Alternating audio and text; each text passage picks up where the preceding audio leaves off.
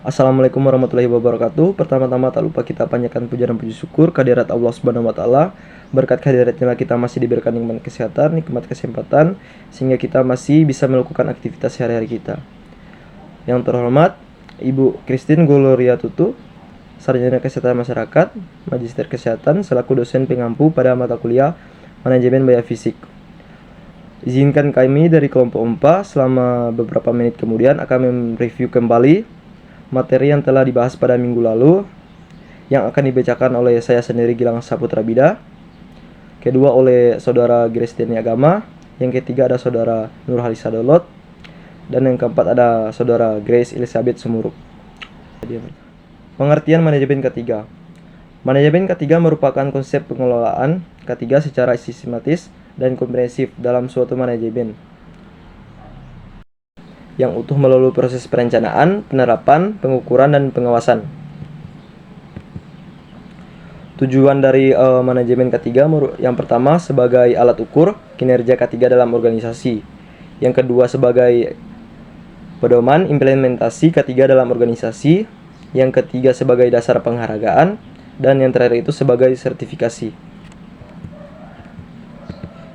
Jadi perundang-undangan yang terkait dengan K3 yang pertama itu Undang-Undang Nomor 1 Tahun 1970, yang kedua Undang-Undang Nomor 13 Tahun 2003, yang ketiga Undang-Undang Nomor 8 Tahun 1998, dan yang keempat ada Undang-Undang Nomor 28 Tahun 2002.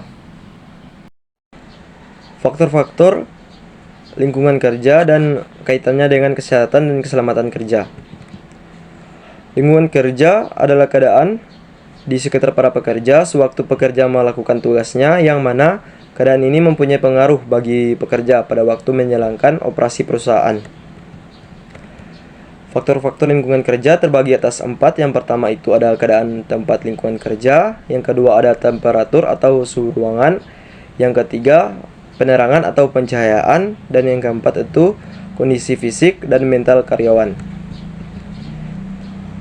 Temperatur atau suhu ruangan berkaitan dengan kesehatan dan keselamatan kerja.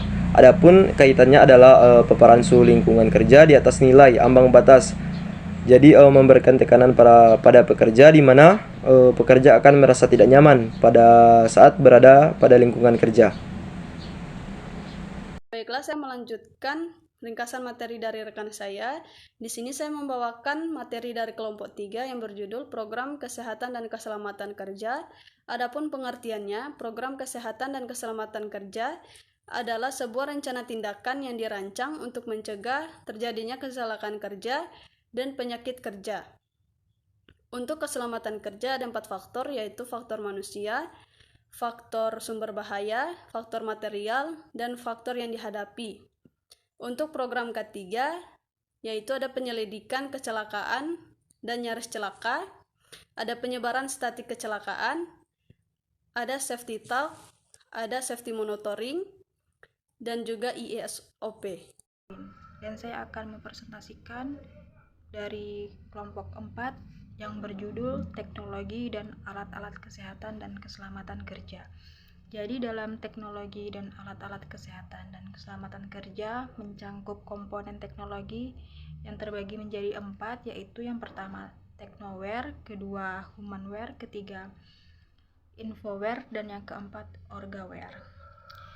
Kemudian selanjutnya alat-alat keselamatan dan kesehatan kerja mencakup 3, yaitu yang pertama alat pelindung diri, kedua prinsip pemilihan APD, dan yang ketiga jenis-jenis APD.